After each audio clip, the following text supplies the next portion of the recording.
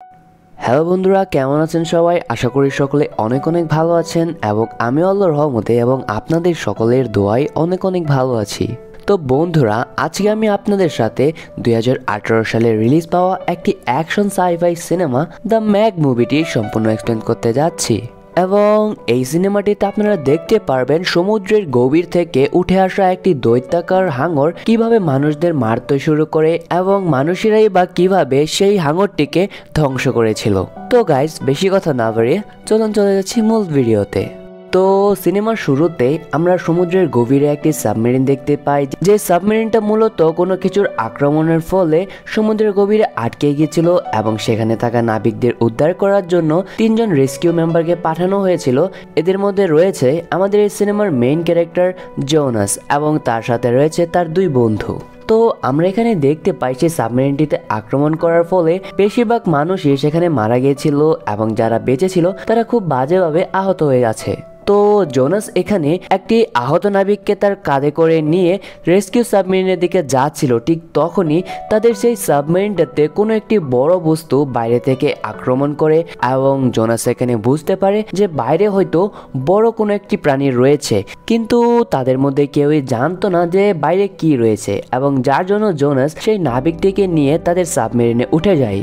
কিন্তু অন্যদিকে আমরা দেখতে পাই জোনাসের সেই 2 বন্ধু সেই ধ্বংস সাবমেরিনে আটকা পড়ে যায় এবং জোনাস তাদেরকে বাঁচানোর জন্য যাচ্ছিল। ঠিক তখনই সে বুঝতে পারে যে তাদের সাবমেরিনের দিকে কোনো বড় একটি প্রাণী ধেয়ে আসছে এবং জোনাস বুঝতে পারে সে যদি এখন নিচে তার বন্ধুদের বাঁচাতে যায় তাহলে তাদের সাথে সাথে সে এবং তার বাঁচানোর সকল মেম্বার্সরাও মারা যাবে। এই কারণে জোনাস বাকি সকলের জীবনের চিন্তা করে সেই সাবমেরিনটি নিয়ে সেখান থেকে চলে যায়। আর এইদিকে সেই সমুদ্রের নিচে থাকা বড় প্রাণীটি সেই সাবমেরিনটিকে পুরোপুরিভাবে ধ্বংস করে দেয় এবং সেই সাবমেরিনটি ব্লাস্ট হয়ে জোনাসের 2 বন্ধু সেখানে মারা যায়। তো এরপর সিন শিফট হয় এবং আমাদেরকে একটি ডিপ সি ফ্যাসিলিটি দেখানো হয়, যেখানে আমরা আরো 2টি চরিত্রের সাথে পরিচিত হই। একজনের নাম ডক্টর মিনওয়ে এবং আরেকজনের নাম জ্যাক, এবং তাদের এই ফ্যাসিলিটিটি গভীর সমুদ্রের অজানা রহস্যময় মিশন নিয়ে কাজ করছিল। এবং এখানে আমরা এই সিনেমার আরেকটি মূল চরিত্রের সাথে পরিচিত হই, যার নাম হচ্ছে সুয়েন, এবং তার সাথে আমরা তার 8 বছরের বাচ্চা মেয়ে মিয়েংকে দেখতে পাই। এরপর তারা 4 জনে সমুদ্রের ভিতরে থাকা তাদের সেই ফ্যাসিলিটিসের মধ্যে এসে পৌঁছয় এবং এখানে সে জ্যাক দেখতে পায় যে তারা সমুদ্রের নিচে অনেক সুন্দর একটি ফ্যাসিলিটি তৈরি করেছে, যেখানে 2টি তিমি মাছ এবং অনেক প্রজাতির মাছ রয়েছে। এবং এখানে আমরা জানতে পারি জ্যাকই মূলত এই পুরো ফ্যাসিলিটিস এবং মিশনের জন্য ইনভেস্ট করেছে। এরপর তারা সেখানে থাকা একটি কম্পিউটার রুমে এসে পৌঁছয়, যেখানে আমরা এই সিনেমার আরো কিছু মূল চরিত্রের সাথে পরিচিত হয়, যেমন ম্যাক, ডিজে, ডক্টর হেলার এবং জ্যাক্স। তো আমরা দেখতে পাই তারা 3 জন নাবিককে একটি সাবমেরিনে করে সমুদ্রের গভীরে পাঠাচ্ছিল সেখানে থাকা রহস্য উন্মোচন করার জন্য। এবং আমরা এখানে জানতে পারি যে তারা যে স্থানটিতে রয়েছে সেটি হচ্ছে মারিয়ানা ট্রেঞ্চ, এবং তাদের রিসার্চ অনুযায়ী মারিয়ানা ট্রেঞ্চের অনেক নিচে একটি থার্মোক্লাইম লেয়ার রয়েছে, যেটি অনেক ঠান্ডা বরফের একটি লেয়ার, এবং তাদের ধারণা অনুযায়ী এই থার্মোক্লাইম লেয়ারের নিচে হয়তো একটি নতুন সামুদ্রিক জগৎ আছে, এবং যার কারণে তারা এত টাকা খরচ করে সেই থার্মোক্লাইমের লেয়ারটি পার করে সেখানে থাকা নতুন জগৎটি এক্সপ্লোর করার জন্য যেতে চায়। তো এরপর আমরা দেখতে পাই তাদের পাঠানো সেই সাবমেরিনটি আস্তে আস্তে সেই থার্মোক্লাইম লেয়ারটিকে পার করে নিচের দিকে যেতে শুরু করে, এবং সেই সাবমেরিনটিতে যে 3 জন চরিত্র ছিল তাদের নাম ছিল লরি, তোশি এবং দ্য ওয়াল। আচ্ছা, যাই হোক, আমরা দেখতে পাই থার্মোক্লাইমের অনেকটা লেয়ার পার করার পর অবশেষে তারা সেই থার্মোক্লাইম লেয়ারের নিচে এসে পৌঁছয়, এবং এখানে এসে তারা নিচে একটি রোবট এবং কিছু লাইট অন করে দেয়, এবং তারা এখানে এসে অনেক অবাক হয়ে যায় কারণ তাদের ধারণা সঠিক ছিল। থার্মোক্লাইমের নিচে তারা এমন একটি জগৎ খুঁজে পায় যেটি সমুদ্রের উপরে তারা কখনোই দেখেনি, এবং এটি একটি ভিন্ন একটি জগৎ। এখানে রয়েছে অদ্ভুত অদ্ভুত ধরনের সকল প্রাণী এবং অদ্ভুত গাছপালা, যেটা দেখে তারা সকলে অনেক বেশি খুশি হয় এবং তারা বুঝতে পারে যে তাদের ইনভেস্টমেন্ট ভুল পথে যায়নি। তো আমরা দেখতে পাই তারা যে রোবটটিকে নিচে এক্সপ্লোর করার জন্য ছেড়েছিল, কোনো একটি বড় প্রাণী সেই রোবটটির উপর আক্রমণ করে এবং যার কারণে সেই রোবটটির সাথে উপরের সিগন্যাল বিচ্ছিন্ন হয়ে যায়। এবং ইতিমধ্যে সেই সাবমেরিনে থাকা তিনজনও তাদের টিভি স্ক্রিনের মধ্যে এটা লক্ষ্য করে যে কোনো একটি বড় জন্তু তাদের দিকে ধেয়ে আসছে এবং কোনো কিছু বুঝে ওঠার আগেই সেই প্রাণীটি তাদের সাবমেরিনকে আক্রমণ করে বসে এবং যার ফলে সেই সাবমেরিনটির সাথেও উপরের কানেকশন বিচ্ছিন্ন হয়ে যায় এবং উপর থেকে কেউই তাদের কোনো খোঁজখবর পাচ্ছিল না এবং আমরাও জানতে পারছিলাম না যে নিচের সাবমেরিনের লোকগুলো আদৌ বেঁচে আছে কিনা। তো এরপর ফ্যাসিলিটিসে থাকা সবাই একটি মিটিংয়ে বসে পড়ে এবং তারা ডিসকাস করতে থাকে যে কিভাবে তাদেরকে নিচে থেকে উদ্ধার করা যেতে পারে। কিন্তু এখানে কেউই এত বড় ড্রাইভার না যে তাদের মধ্যে কেউ সেখানে গিয়ে সেই তিনজন নাবিককে সেখান থেকে উদ্ধার করে আনবে। তো তখন ডক্টর মিনওয়ে এবং ম্যাক তারা বলে যে তাদের হয়তো জোনাসের সাহায্য নেওয়া দরকার। বাট ডক্টর হেলার তখন বলে, তোমরা কি পাগল হয়ে গিয়েছো? জোনাসকে এই কাজের জন্য তোমরা আনতে চাচ্ছ? জোনাস নিজেই তো একটা পাগল। গতবার সে কি করেছিল মনে আছে? সে তার সাথীদেরকে মরার জন্য নিজে ছেড়ে এসেছিল। কিন্তু ডক্টর মিনওয়ে এখানে ডক্টর হেলারকে বলে তাদের কাছে আর কোনো অপশন নেই, তাদেরকে জোনাসকে ডেকে আনতেই হবে। তো এরপরের সিনে আমরা জোনাসকে দেখতে পাই যে কিনা বর্তমানে একটি সাদাসিধে লাইফ জীবনযাপন করছে এবং সে একটি বার থেকে মদ খেয়ে তার বাড়ির দিকে যখন আসছিল তখনই সে তার বাড়ির সামনে একটি হেলিকপ্টার দেখতে পায় এবং সে বুঝতে পারে যে হয়তো তার সাথে দেখা করার জন্য কেউ এসেছে। তো সে যখন তার বাড়িতে এসে পৌঁছয় সেখানে সে ডক্টর মিনওয়ে এবং ম্যাককে দেখতে পায় যারা কিনা আগে থেকে তার বাড়িতে উপস্থিত ছিল। তারা দুজনে তখন জোনাসকে অফার করে তাদের জন্য কাজ করার জন্য, কিন্তু জোনাস এখানে তাদের কথা রাজি হয় না, কারণ গতবার তারা সকলে জোনাসকে পাগল দাবি করে তাকে কাজ থেকে বের করে দিয়েছিল এবং এরপর থেকে জোনাস এই ডাইভিং এর কাজও ছেড়ে দিয়েছে। তো জোনাস যখন কোনো মতে রাজি হচ্ছিল না তখন ম্যাক জোনাসের সামনে সেই তিনজন নাবিকের সেই আক্রমণের ভিডিওটি অন করে দেয় এবং এখানে আমরা জানতে পারি ওই সাবমেরিনে যে মেয়েটি ছিল অর্থাৎ লরি, সে হচ্ছে জোনাসের এক্স ওয়াইফ, অর্থাৎ তাদের ডিভোর্স হয়ে গিয়েছে। এবং এখানে আমরা দেখতে পারি আক্রমণ হওয়ার সময় লরি বলছিল জোনাস ওয়াজ রাইট, অর্থাৎ জোনাস সঠিক ছিল, এই সমুদ্রের নিচে কোনো বড় দৈত্যাকার প্রাণী রয়েছে। এটা দেখার পর জোনাস নিজেকে আটকে রাখতে পারে না এবং সে ম্যাক এবং ডক্টর মিনওয়ের সাথে ফ্যাসিলিটির দিকে রওনা দেয়। অন্যদিকে আমরা সমুদ্রের নিচে সেই তিনজন নাবিককে দেখতে পাই যারা কিনা কোনো মতে নিজেদের সাবমেরিনটিকে রিপেয়ার করে নেয় এবং তারা যখন সেই সাবমেরিনের লাইটগুলো অন করে ঠিক সেই মুহূর্তে সেই প্রাণীটি আবারও তাদের উপর আক্রমণ করে দেয় এবং এখানে লরি বুঝতে পারে যে তারা যদি লাইট অন করে রাখে তাহলে সেই প্রাণীটি তাদের অবস্থানে টের পেয়ে যাবে এবং সে আবারও তাদেরকে আক্রমণ করবে। এবং ইতিমধ্যে আক্রমণের ফলে ল্যারির পেটে একটি স্ক্রুড্রাইভার ঢুকে যায় এবং তারা সকলে দ্রুত সেই সাবমেরিনের লাইটগুলো অফ করে দেয়। অন্যদিকে আমরা দেখতে পাই ডক্টর মিনওয়ের মেয়ে অর্থাৎ সুয়েন, সে জোনাসের উপর বিশ্বাস করতে পারছিল না এবং সে জোনাসের জন্য অপেক্ষা না করে নিজেই সেই তিনজন নাবিককে বাঁচানোর জন্য সাবমেরিনে করে সেই থার্মোক্লাইম লেয়ারের নিচে যাওয়ার জন্য রওনা দেয়।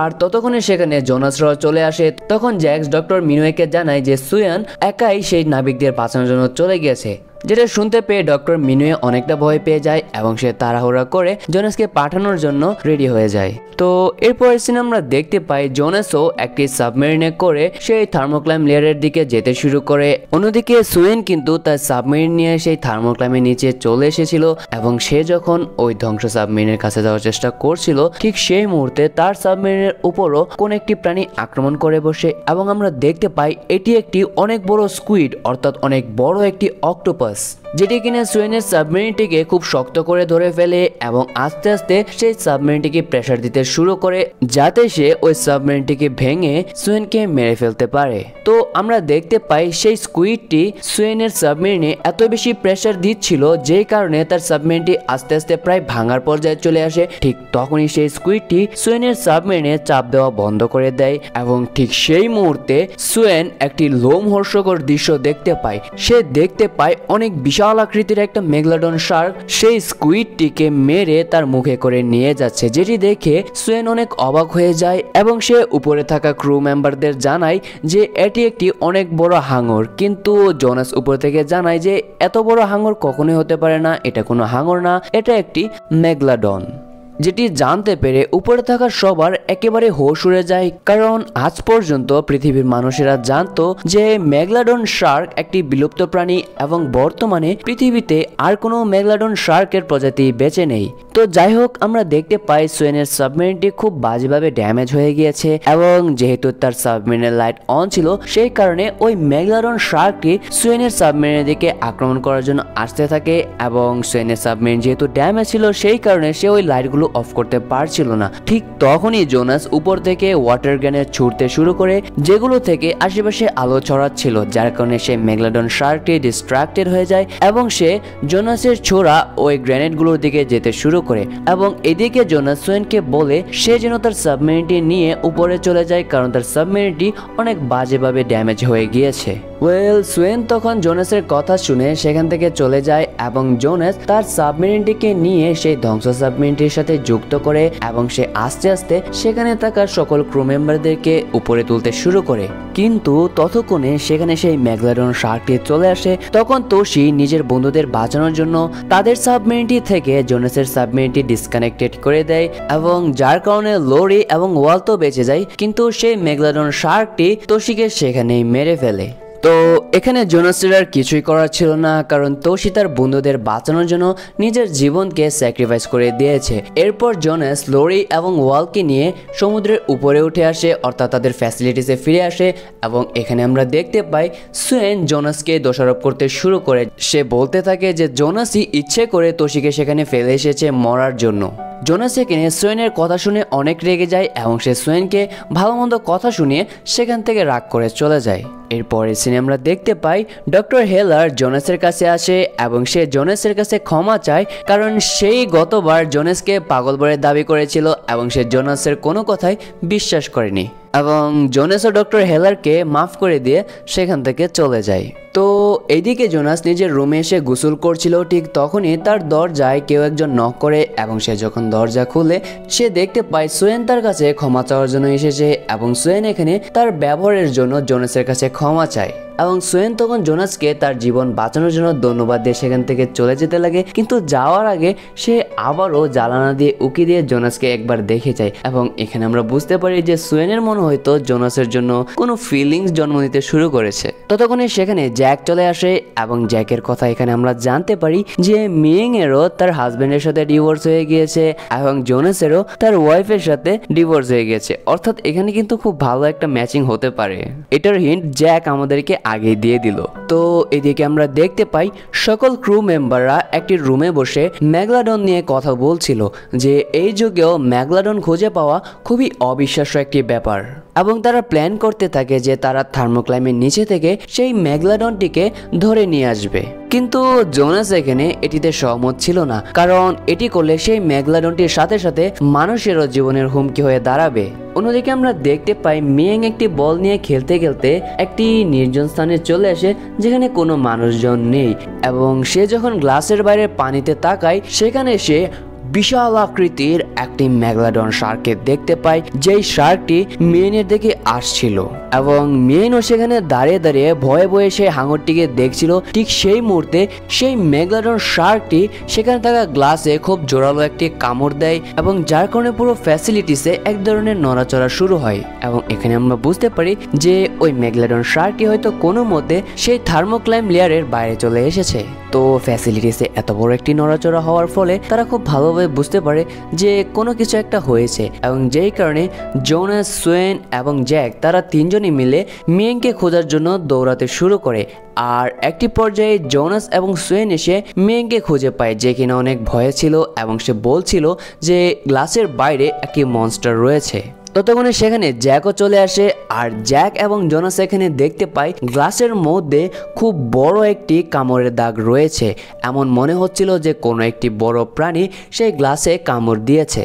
তো তারা যখন গ্লাসের দিকে তাকিয়েছিল তখনই সেখানে একটি তিমি মাছ চলে আসে এবং তারা ভাবে যে এই তিমি মাছটিকে এত বড় একটি দাগ করতে পারবে। ঠিক সেই মুহূর্তে সেই মেগালোডন শার্কটি এসে সেই তিমি মাছটিকে দুভাগে ভাগ করে খেয়ে ফেলে, যেটি দেখতে পেয়ে তারা সবাই অনেক ভয় পেয়ে যায় এবং তারা বুঝতে পারে এবার খুব খারাপ কিছু একটা হতে চলেছে। তো তো এরপর তারা সবাই আবারও নিজেদের কম্পিউটার ল্যাবে আসে এবং তারা সবাই ডিসকাস করতে থাকে যে কিভাবে ওই মেগালডন শার্কটি সেই থার্মোক্লাইম লেয়ারের নিচে থেকে উপরে উঠে আসলো, কারণ মেগালডন কেন এর চেয়েও কোনো বড় প্রাণীর ক্ষেত্রে সেই থার্মোক্লাইম লেয়ার পার করে উপরে উঠে আসা অত্যন্ত কঠিন কাজ। কিন্তু তারা ক্যালকুলেশন করে বুঝতে পারে যে তারা যখন নিজেদের সাবমেরিনটি নিয়ে সেখান থেকে এসেছিল সেই থার্মোক্লাইম লেয়ারে কয়েক সেকেন্ডের জন্য একটা গ্যাপ থেকে যায় এবং যেটা দিয়ে সেই মেগালডন শার্কটি খুব সহজেই সেখান থেকে বেরিয়ে আসে। তো তারা যখন সেই বিষয়টা নিয়ে সেখানে আলাপ করছিল ঠিক তখনই তারা তাদের কম্পিউটার স্ক্রিনে এক ধরনের অ্যালার্ট পায় এবং তারা দেখতে পায় খুব কাছেই কয়েকটি নৌকোতে আক্রমণ হয়েছে এবং এখানে তারা খুব ভালোভাবে বুঝতে পারে যে ওই মেগালডন শার্কটি সেখানে আক্রমণ করেছে। এরপর তারা সবাই একটি নৌকো নিয়ে সেই স্থানটিতে এসে পৌঁছয় এবং তারা দেখতে পায় যে ওই মেগালডন শার্কটি অলরেডি অনেকগুলো নৌকা উল্টিয়ে দিয়েছে এবং সেই নৌকোতে থাকা সকল মানুষদের মেরে ফেলেছে। তখন তারা ভাবতে থাকে যে এই মেগালডন শার্কটিকে তারা কিভাবে ধরবে। তখন তাদের মাথায় একটা বুদ্ধি আসে এবং তারা প্ল্যান করে যে তারা সেই মেগালডনের মুখের মধ্যে এক ধরনের পয়জন দিয়ে দিবে, যেই কারণে সেই মেগালডনটি সেখানে মারা যাবে। তবে সেই মেগালডনটি যেন তাদের চোখে আড়াল না হয়ে যায় সেই কারণে তারা ওই মেগালডনের শরীরে একটি জিপিএস ট্র্যাকার লাগানোর চিন্তা করে এবং যেই কারণে জোনাস ডাইভিং এর স্যুট পরে সেই মেগালডনের শরীরে জিপিএস ট্র্যাকার লাগানোর জন্য পানিতে নেমে যায়। তো আমরা দেখতে পাই জোনাস একটি বন্দুকের সাহায্যে সেই মেগালডনের শরীরে জিপিএস ট্র্যাকারটিটা লাগিয়ে দেয়, কিন্তু নৌকো থেকে তাকে দড়ি দিয়ে টেনে আনার সময় পানিতে খুব জোরালো একটি আওয়াজ হয় এবং যেই কারণে সেই মেগালডন শার্কটি জোনাসকে দেখে ফেলে এবং সেই শার্কটি জোনাসকে খাওয়ার জন্য ছুটে আসে। কিন্তু ভাগ্যবশত এইবার জোনাসের প্রাণ বেঁচে যায় এবং জোনাস সহি সালামত আবারও বোটে ফিরে আসতে সক্ষম হয়। এরপর আমরা দেখতে পাই তারা তাদের বোটে করে এমন একটি কেজ অর্থাৎ খাঁচা নিয়ে এসেছিল যেটিকে সেই মেগালডন শার্ক যতই কামড় দেখ না কেন সেটি ভাঙবে না। তো আমরা দেখতে পাই সোয়েন তার হাতে সেই পয়জনে ভরা গানটি নিয়ে সেই কেজের ভিতরে করে পানির নিচে চলে যায় যেন সে ওই শার্কটিকে মেরে ফেলতে পারে। তো সোয়েন এখানে তার হাতে সেই গানটি নিয়ে চারিদিকে সেই মেগালডনের আসার অপেক্ষা করছিল, কিন্তু হঠাৎই সেই মেগালডনটি নিচে থেকে সোয়েনের উপর আক্রমণ করে বসে। কিন্তু সোয়েন এখানে খুব সতর্কতার সাথে সেই পয়জনে ভরা গানটি সেই মেগালডনের মুখের মধ্যে পুশ করে দেয়। বাট এত বড় একটি প্রাণী তো এত সহজে মরতে পারে না। সেই মেগালডনটি আবার সোয়েনের সেই কেজের উপর আক্রমণ করে বসে এবং সে যখন ওই কেজটিকে ভাঙতে পারছিল না তখন সেই শার্কটি পুরো কেজটিকেই গিলে ফেলার চেষ্টা করতে থাকে। জোনাস তখন বুঝতে পারে যে এভাবে যদি চলতে থাকে তাহলে সোয়েনকে হয়তো সেই হাঙরটি খেয়ে ফেলবে এবং যার কারণে জোনাসও একটি স্যুট পরে পানিতে নেমে পড়ে।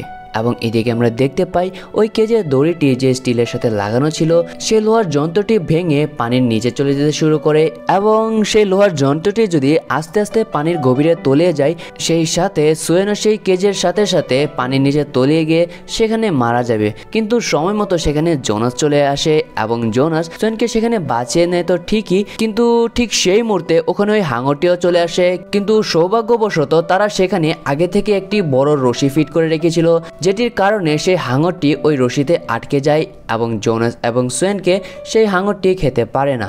আর ইতিমধ্যে হাঙরের পুরো শরীরে সেই পয়জনটি ছড়িয়ে পড়েছিল এবং যার কারণে সেই হাঙরটি আস্তে আস্তে সেখানে মারা যায়। এবং এরপর তারা ওই মৃত হাঙরটিকে তাদের বোটে নিয়ে আসে এবং তারা তাদের এই বিশাল খোঁজের জন্য নিজেদেরকে অনেক প্রাউড ফিল করতে শুরু করে। এদিকে আমরা দেখতে পাই ওয়াল সেখানে মজা করতে করতে পানিতে ঝাঁপ দিয়ে পড়ে যায় এবং সে যখন ওই পানিতে ঝাঁপ দিয়ে মজা করছিল ঠিক সেই মুহূর্তে পানির ভিতর থেকে আরও একটি মেগালডন শার্ক বেরিয়ে আসে এবং সেই বোটে থাকা মৃত মেগালডনটিকে মুখে করে পানির নিচে চলে যায়। এবং এখানে আমরা দেখতে পাই এইবার যে হাঙরটি পানি থেকে উঠে এসেছে সেই হাঙরটি আগের মেগালডন শার্কের থেকে 2 গুণ বড়। তো সেই শার্কটি যেহেতু ওই নৌকোর উপর ঝাঁপ দিয়ে পড়ে গেছিল যেই কারণে ওই নৌকোটি উল্টে যায় এবং যার ফলে তারা সবাই পানিতে ছিটকে পড়ে যায়।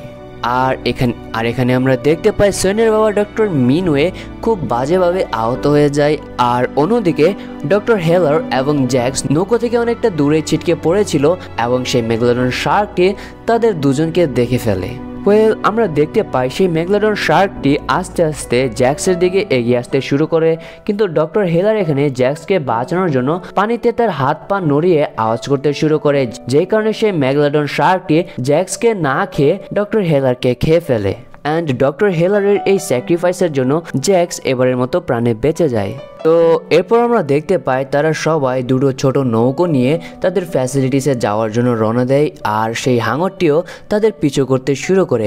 কিন্তু ততক্ষণে সেখানে জ্যাকের হেলিকপ্টার চলে আসে। সেই হেলিকপ্টারে থাকা লোকগুলো সেই মেগালোডন শার্কটির শরীরে একটি জিপিএস ট্র্যাকার ফিট করে দেয়, আর শরীরে সেই ট্র্যাকারটি লাগার ফলে মেগালোডনটি তাদের পিছু ছেড়ে দেয় এবং সেই মেগালোডনটি পানির ভিতরে চলে যায়। তো এরপর তারা সবাই তাদের ফ্যাসিলিটিসে এসে পৌঁছয় এবং এখানে আমরা দেখতে পাই সোয়েনের বাবা মিনওয়ে আঘাত পাওয়ার ফলে মারা গিয়েছে। তো এর পরের সিনে আমরা দেখতে পাই জ্যাক সেই ফ্যাসিলিটিসে থাকা সকল ক্রু মেম্বারদের বলছে যে তাদের এই মিশনটি অফ করতে হবে এবং এই মিশনটি তো এরপর জ্যাক একটি হেলিকপ্টারে করে শহরের দিকে যাওয়ার জন্য রওনা দেয়। কিন্তু আমরা এখানে দেখতে পাই জ্যাকের সঙ্গীরা তার হেলিকপ্টারের মধ্যে অনেকগুলো বিস্ফোরক বোমা সাথে করে নিয়ে যাচ্ছে, যেটি দেখে আমাদের একটু সন্দেহ তো হয় বটে যে জ্যাক এতগুলো বোমা দিয়ে কি করবে। কিছুক্ষণ পরে আমরা দেখতে পাই জ্যাক তার সাথীদেরকে নিয়ে সেই মেগালোডন শার্কটিকে ধরার জন্য এসেছে এবং যেহেতু তারা ওই শার্কটির শরীরে একটি জিপিএস ট্র্যাকার লাগিয়ে দিয়েছিল, যেই কারণে তারা খুব সহজেই ওই শার্কের লোকেশনটি খুঁজে বের করে এবং তারা হেলিকপ্টার থেকে সেই স্থানটিতে অনেকগুলো বোমা ফেলে এবং সেখানে হওয়া ব্লাস্টের ফলে সেই হাঙরটি মারা গিয়ে পানির উপরে ভেসে ওঠে। তো এরপর জ্যাক তার বোট নিয়ে সেই মৃত মেগালোডনের কাছে গিয়ে পৌঁছয় এবং এখানে এসে তারা একটা টুইস্ট পায়। তারা বুঝতে পারে যে তারা ভুলবশত মেগালোডন নয় বরং একটি তিমিকে মেরে ফেলেছে, আর তারা খুব ভালো করে বুঝতে পারে যে তারা যদি এখন এখানে থাকে তাহলে সেই মেগালোডনটি তাদের বোট সহ তাদেরকে মেরে ফেলবে এবং সে তার বোটের চালককে বলে তাড়াতাড়ি বোট চালানোর জন্য। কিন্তু সেই বোট চালক যখন বোটের ইঞ্জিন চালু করে জ্যাক সেখানে হোঁচটকে পড়ে যায় এবং বোট চালক সেটি না দেখে বোট চালিয়ে সেখান থেকে চলে যায়। আর ইতিমধ্যে সেখানে ওই মেগালোডন শার্কটিও চলে আসে এবং ওই মেগালোডন শার্কটি জ্যাককে সেখানেই খেয়ে ফেলে। আর এরই সাথে লোভি জ্যাকের এখানেই দি এন্ড হয়ে যায়, কিন্তু মুভির কিন্তু এখনো দি এন্ড হয়নি। অন্যদিকে আমরা দেখতে পাই ফ্যাসিলিটির মধ্যে ম্যাক সবাইকে বলছে যে জ্যাক তাদেরকে বোকা বানিয়েছে। আসলে ওই মেগালোডন শার্কের ব্যাপারে এখনো গভর্নমেন্ট জানতে পারেনি, আর জ্যাক মূলত সেই হাঙরটিকে একলা ধরার জন্যই তাদেরকে এই ভুল নিউজটি দিয়েছিল। কিন্তু তারা এখানে বুঝতে পারে তারা যদি এই মেগালোডন শার্কটিকে এভাবে সমুদ্রের মধ্যে খোলা ঘুরতে দেয় তাহলে ওই মেগালোডন শার্কটি অনেক মানুষের জীবন নিয়ে নিবে, এবং যেই কারণে তারা ওই মেগালোডন শার্কটিকে মারার জন্য একটি প্ল্যান তৈরি করে। এর পরের সিনে আমরা দেখতে পাই তারা একটি বড় জাহাজ এবং দুটি সাবমেরিন নিয়ে সেই হাঙরটিকে ধরার জন্য রওনা দেয়। আর এইদিকে একটা জিনিস নোটিস করার মতো রয়েছে, আমরা দেখতে পাই জোনাস এবং সোয়েনের মধ্যে একটি ভালোবাসার সম্পর্ক তো অলরেডি তৈরি হয়ে গিয়েছে এবং যেটি ম্যাক নোটিস করে এবং সে জোনাসের সাথে মজা নিতে শুরু করে। অন্যদিকে আমরা দেখতে পাই ওই মেগালোডন শার্কটি একটি বিচে চলে এসেছে যেখানে কিনা অনেক মানুষরা এনজয় করছিল। আর এতগুলো খাবারকে একসাথে দেখলে কি কারো মাথা ঠিক থাকে? আমরা দেখতে পাই এতগুলো মানুষকে একসাথে দেখে ওই মেগালোডন শার্কটিরও মাথা খারাপ হয়ে যায় এবং সে এলোপাথারও মানুষদের উপর আক্রমণ করতে শুরু করে এবং সেই শার্কটি সেখানে থাকা একের পর এক মানুষকে খেতে থাকে। আর ততক্ষণে জোনাসরা নিজেদের প্ল্যান অনুযায়ী পানির মধ্যে একটি সাউন্ড বক্স ছেড়ে দেয়, যেটি থেকে তারা তিমি মাছের আওয়াজ বের করে সেই মেগালোডন শার্কটিকে তাদের দিকে আকৃষ্ট করতে শুরু করে এবং আমরা দেখতে পাই যে তাদের প্ল্যানটি আসলে কাজ করছে। সেই শার্কটি সেই আওয়াজটিকে অনুসরণ করতে করতে বিচ থেকে দূরে তাদের ওই জাহাজটির দিকে আসতে শুরু করে এবং ওই শার্কটি এখানে এসেই জোনাসের সেই সাবমেরিনের উপর আক্রমণ করে বসে এবং আমরা দেখতে পাই জোনাসের সাবমেরিনের একটি সাইড ড্যামেজ হয়ে গিয়েছে, যেটি থেকে সে ফায়ার করার চেষ্টা করছিল কিন্তু কোনো মতেই সেখান থেকে গুলি বের হচ্ছিল না। এবং এই দিকে উপরে দুটি হেলিকপ্টার সংঘর্ষ করে তাদের সেই জাহাজের উপর আছড়ে পড়ে এবং যার কারণে শিপে থাকা ম্যাক, জ্যাক্স, মিং এবং ডিজে তারা চারজনেই পানিতে লাফ দিয়ে নেমে যায়। আর সোয়েন তখন তাদের চারজনকে বাঁচানোর জন্য তার সাবমেরিন নিয়ে পানির উপরে চলে আসে। আর এদিকে জোনাস একাই সেই মেগালোডন শার্কটির সাথে ফাইট করছিল, কিন্তু সেই সাবমেরিনটি যেহেতু খুব বাজেভাবে ড্যামেজ হয়ে গিয়েছিল সেই কারণে সে ওই সাবমেরিনটি দিয়ে কোনো কাজই করতে পারছিল না এবং আমরা দেখতে পাই ওই মেগালোডন শার্কটি এক পর্যায়ে জোনাসের সাবমেরিনটিকে মুখের ভিতরে ঢুকিয়ে নেয়। বাট জোনাস এখানে অনেক বুদ্ধিমানের মতো একটি কাজ করে। সে সময় মতো সেই সাবমেরিন থেকে বের হয়ে তার হাতে থাকা একটি রড নিয়ে সে ওই মেগালডনটির চোখের মধ্যে ঢুকিয়ে দেয় এবং যার কারণে সেই মেগালডনটি খুব বাজেভাবে আহত হয়ে যায় এবং নিজের চোখ হারানোর যন্ত্রণায় সেই মেগালডনটি পানির উপরে খুব জোরে একটা লাফ দেয় এবং পানিতে পড়ার পর তার পেট থেকে রক্ত বেরোতে শুরু করে। আর এখানে একটি বিষয় আপনাদেরকে বলতে ভুলে গিয়েছিলাম, সাবমেরিনে করে ফাইট করার সময় জোনাস এখানে বুদ্ধি করে সেই মেগালডনের পেটটি কেটে দিয়েছিল এবং যার কারণে পানিতে আছড়ে পড়ার ফলে সেই মেগালডনের পেট থেকে অনেক রক্ত বেরোতে শুরু করে এবং ততক্ষণে সেখানে রক্তের গ্রান পেয়ে অনেক ছোট ছোট শার্করা চলে আসে এবং তারা সকলে মিলে ওই শার্কটিকে খেতে শুরু করে। আর আস্তে আস্তে সেই মেগালডন শার্কটিও পানির গভীরে তলিয়ে যায়। আর এর সাথে আমরা বুঝতে পারি যে এই মেগালডন ভার্সেস জোনাসের ফাইটে জোনাস বিজয়ী হয়েছে। সেই মেগালডনটি মারা যাওয়ার পর তারা সবাই একটি বোটে এসে পৌঁছয় এবং এখানে তারা শান্তির নিঃশ্বাস নিতে পারছিল। এরই সাথে আমরা দেখতে পাই জোনাস এখানে সোয়েন এবং মিয়েনকে একটা ফ্যামিলি ট্রিপের কথা বলছিল। এটি দ্বারা আমরা বুঝতে পারি যে তাদের এই সম্পর্কটি হয়তো বিয়ের পর্যায়ে গিয়ে পৌঁছবে।